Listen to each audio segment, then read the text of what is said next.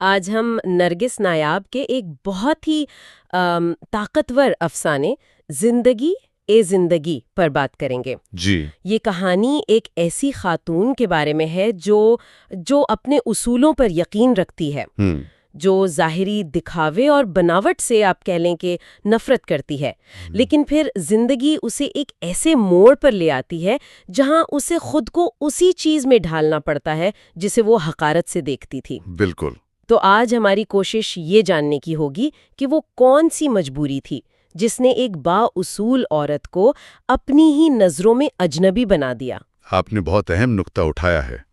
یہ کہانی صرف ایک عورت کی مجبوری کی داستان نہیں، بلکہ یہ اس سوال کا جواب تلاش کرتی ہے کہ بقا کی قیمت کیا ہے۔ بقا کی قیمت، واہ! جی، کیا زندہ رہنے کے لیے اپنی شناخت کو مٹانا پڑتا ہے؟ افسانہ نگار ہمیں ایک بینک کے عام سے منظر میں لے جاتی ہیں، لیکن اس منظر کے پیچھے ایک ایسی ماضی کی تلخی چھپی ہے جو کردار کے آج کے ہر فیصلے پر اثر انداز ہو رہی ہے۔ یعنی یہ ماضی اور حال کا ایک تصادم ہے۔ بالکل، یہ کہانی دراصل ماضی اور حال کے تصادم سے پیدا ہونے والے المیے کی کہانی ہے۔ تو چلیں کہانی کے حال سے ہی شروع کرتے ہیں۔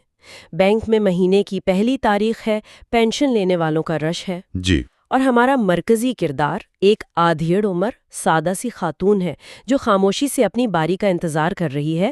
اس کی نظریں وہاں موجود دوسری عورتوں پر ہیں جو خوب بن سنور کر آئی ہیں۔ اور وہ ان کے بارے میں کیا سوچتی ہیں؟ وہ سوچتی ہے کہ عورت نے خود کو ایک نمائشی پتلی بنا کر رکھ دیا ہے۔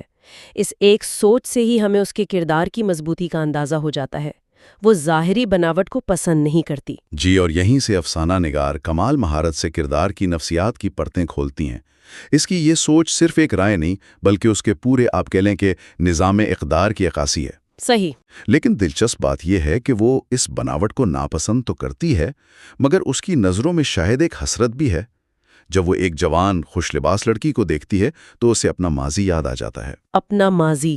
جی، وہ ماضی جب وہ ایسی نہیں تھی، وہ ایک خواب دیکھنے والی باصلاحیت اور پرجوش لڑکی تھی۔ اور کیا کمال کا ماضی تھا! وہ اپنے کالج کی ذہین ترین طالبہ تھی، ادب سے عشق تھا، کتابیں اس کی دنیا تھیں، اور اس کی سب سے بڑی محبت ریڈیو۔ جی، مجھے یہ حصہ پڑھ کر بہت دلچسپ لگا کہ اس کی آواز میں ایک جادو تھا، صاف تلفظ، خوبصورت لب و لہجہ۔ اور جب اسے کالج میں ٹاپ کرنے پر ریڈیو اسٹیشن انٹرویو کے لیے بلایا گیا تو وہاں اس کے ہنر کو فوراً پہچان لیا گیا۔ یہ اس کی زندگی کا شاید سب سے خوشی کا دن تھا۔ اسے وہیں صداکاری کی پیشکش ہوئی جو اس کے لیے ایک خواب کے سچ ہونے جیسا تھا۔ بالکل۔ یہاں ہمیں اس کردار کا اصل روپ نظر آتا ہے، ایک ایسی لڑکی جو صرف گھر اور کالج تک محدود نہیں رہنا چاہتی، جو اپنی صلاحیتوں سے دنیا میں اپنی جگہ بنانا چاہتی ہے۔ اور ریڈیو اس کے لیے صرف نوکری نہیں تھا۔ نہیں، بالکل نہیں، یہ اس کی ذات کا اظہار تھا، اس کی شناخت تھی۔ یہیں پر تو کاری کو اصل جھٹکا لگتا ہے۔ وہ پرجوش، روشن مستقبل والی لڑکی، اور آج بینک کی لائن میں لگی یہ تھکی ہاری بے بس عورت۔ یہ دونوں ایک ہی ہیں۔ جی، یہ دونوں ایک ہی ہیں۔ ذہن میں فوراً سوال آتا ہے کہ آخر ایسا کیا ہوا، اس کے خوابوں کا کیا بنا؟ اور وہ آندھی تھی معاشرتی جبر کی، جسے ہمارے ہاں اکثر غیرت کا نام دیا جاتا ہے۔ غیرت؟ جی، اس کا خاندان قدامت پسند تھا، جہاں لڑکیوں کی تعلیم تو برداشت تھی، مگر ان کا کام کرنا، خاص طور پہ میڈیا جیسی جگہ پر، خاندان کی عزت پر حملے کے مترادف تھا۔ تو اس نے کیا کیا؟ چھپ کر کام شروع کیا؟ اس نے اپنی ماں کو اعتماد میں لے کر اپنا نام بدل کر ریڈیو پر کام شروع کیا۔ وہ سوچتی تھی کہ وہ اپنا شوق بھی پورا کر لے گی اور کسی کو پتہ بھی نہیں چلے گا۔ لیکن ایسا ہو نہ سکا۔ نہیں، ایسا نہیں ہو سکا۔ صرف چند پروگراموں کے بعد ہی اس کا چچا اسے ریڈیو اسٹیشن سے نکلتے ہوئے دیکھ لیتا ہے، اور اس کے بعد جو منظر افسانہ نگار نے کھینچا ہے وہ واقعی دل دہلا دینے والا ہے۔ بہت تکلیف دہ منظر ہے۔ چچا اسے بالوں سے پکڑ کر سڑک پر گھسیٹتا ہے، اس پر الزامات لگاتا ہے، اور جب وہ بھاگ کر اپنے گھر پہنچتی ہے تو اس کا اپنا باپ اس کے منہ پر دروازہ بند کر دیتا ہے۔ یہ کہانی کا وہ نقطہ ہے جہاں افسانہ نگار معاشرے کے دوہرے معیار پر گہری چوٹ کرتی ہیں۔ ایک لڑکی کا اپنی صلاحیتوں کو ایک مثبت انداز میں استعمال کرنا اتنا بڑا جرم کیسے بن گیا؟ یہی تو بات ہے۔ اور یہاں دلچسپ بات یہ ہے کہ باپ کا رد عمل چچا سے بھی زیادہ شدید ہے۔ چچا کا غصہ شاید وقتی ہو، لیکن باپ کا دروازہ بند کرنا یہ ایک مستقل فیصلہ تھا۔ یہ صرف گھر سے نکالنا نہیں تھا، یہ اس کے وجود کی نفی تھی۔ مجھے یہ سمجھ نہیں آیا، ایک باپ ایسا کیسے کر سکتا ہے؟ کیا یہ صرف غیرت تھی یا اس کے پیچھے کوئی خوف بھی تھا؟ آپ نے بہت گہرا سوال پوچھا ہے۔ بظاہر تو یہ غیرت کا معاملہ لگتا ہے، لیکن اس کی تہوں میں جھانکیں تو شاید یہ معاشرتی دباؤ اور خوف کا نتیجہ ہے۔ اچھا۔ باپ کو شاید اپنی بیٹی سے زیادہ اس بات کی فکر تھی کہ لوگ کیا کہیں گے۔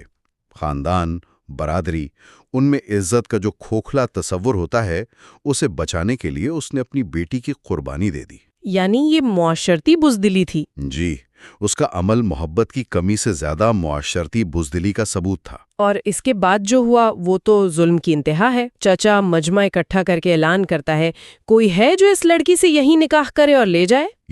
یہ جملہ سن کر ایسا لگتا ہے جیسے وہ کوئی انسان نہیں، کوئی چیز ہے جس سے جان چھڑانی ہے۔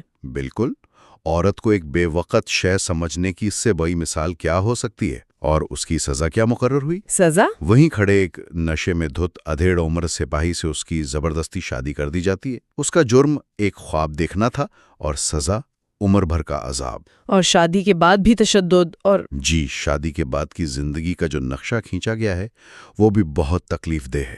شوہر کا تشدد، اس کی کردار کشی، افسانے میں ایک جملہ ہے جو اس کی پوری بے بسی کو سمیٹ لیتا ہے۔ کون سا جملہ؟ مار پیٹ کرنے والے کو پتا تھا کہ پٹنے والی کے آگے پیچھے کوئی نہیں۔ اوف، یہ جملہ تو روح تک کو زخمی کر دیتا ہے۔ بالکل، یعنی جب ایک عورت کے پیچھے اس کا خاندان نہیں ہوتا تو وہ معاشرے کے لیے ایک آسان شکار بن جاتی ہے۔ اور پھر کچھ عرصے بعد شوہر کی بھی ایک حادثے میں موت ہو جاتی ہے۔ جی۔ اب وہ اپنے بیمار بیٹے کے ساتھ اکیلی ہے اور اسی پینشن پر گزارا کر رہی ہے، اور یہی بے بسی، خاندان کی طرف سے ٹھکرائے جانے کا یہی درد اسے برسوں بعد اس بینک میں دوبارہ محسوس ہو رہا تھا۔ جی، اب ہم واپس کہانی کے حال میں آتے ہیں۔ دوپہر ہو چکی ہے، اس کا بیٹا گھر پر بیمار اور اکیلا ہے، اور اس کی باری آنے کا نام نہیں لے رہی۔ اور پھر جب آخر میں صرف وہ اور اس جیسی 3-4 اور سادہ غریب عورتیں رہ جاتی ہیں تو مینیجر بڑے آرام سے آ کر کہتا ہے، محترمہ آپ لوگ کل آئیے گا، اب سٹاف لنچ بریک لے گا۔ یہ ایک چھوٹا سا جملہ اس کے لیے ایک دھماکے کی طرح تھا۔ وہ منت سماجت کرتی ہے، اپنے بیمار بیٹے کا واسطہ دیتی ہے، لیکن مینیجر پر کوئی اثر نہیں ہوتا۔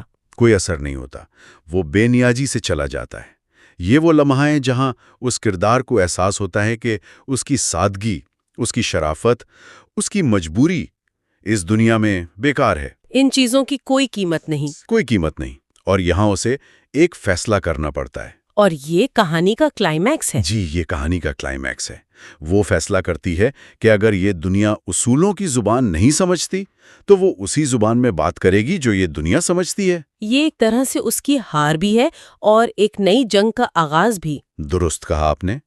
وہ اپنے اصولوں کو خیر بات کہہ کر بقا کا راستہ چنتی ہے۔ اور وہ راستہ کیا تھا؟ وہ تیز قدموں سے اپنی پڑوسن کے گھر جاتی ہے جو کافی ماڈرن اور فیشنیبل ہے۔ وہاں سے ایک جدید طرز کا لباس اور میک اپ کا سامان ایک شاپر میں ڈالتی ہے اور بینک کے باتھ روم میں جا کر خود کو بدلنا شروع کرتی ہے۔ یعنی وہ خود کو وہ اپنے چہرے پر غازے کی موٹی تہ جماتی ہے، بھجے آنکھوں میں کاجل لگاتی ہے اور سوکھے ہونٹوں پر شوخ سرخ رنگ پھیرتی ہے۔ وہ خود کو اسی نمائشی پتلی کے روپ میں ڈھال لیتی ہے جس سے وہ کچھ دیر پہلے نفرت کر رہی تھی۔ یہ صرف ایک ظاہری تبدیلی نہیں تھی، یہ ایک طرح کی آپ اسے کہہ سکتے ہیں شناختی کوڈ سوئچنگ ہے۔ Code switching? جی، جیسے ہم مختلف ماحول میں اپنا لہجہ یا زبان بدل لیتے ہیں، اس نے اپنی پوری شناخت بدل لی۔ اس نے اپنی اصلیت، اپنی سادگی کو لاکر میں بند کیا اور ایک مصنوعی شخصیت اوڑھ لی۔ اور اس نے یہ تسلیم کر لیا کہ اس معاشرے میں اس کی اصل ذات کی کوئی قدر نہیں ہے۔ بالکل، قدر صرف ظاہری دکھاوے کی ہے۔ اور اس کا نتیجہ تو فوری طور پر نکلا۔ فوراً جب وہ اس نئے روپ میں واپس بینک پہنچتی ہے تو سب کچھ بدل جاتا ہے۔ وہی گارڈ جو اسے پہلے نظر انداز کر رہا تھا اب احترام سے دروازہ کھولتا ہے۔ اور مینیجر کا رویہ تو دیکھنے لائق تھا۔ وہ اسے فوراً اپنے دفتر میں بلاتا ہے، بیٹھنے کو کہتا ہے اور پوچھتا ہے، کیا پئیں گی آپ، ٹھنڈا یا گرم؟ کمال ہے۔ یعنی اصول، ایمانداری، مجبوری سب ایک طرف اور ایک اچھی لپسٹک ایک طرف۔ یہ منظر طنزیہ ہونے کے ساتھ ساتھ بہت تلخ بھی ہے۔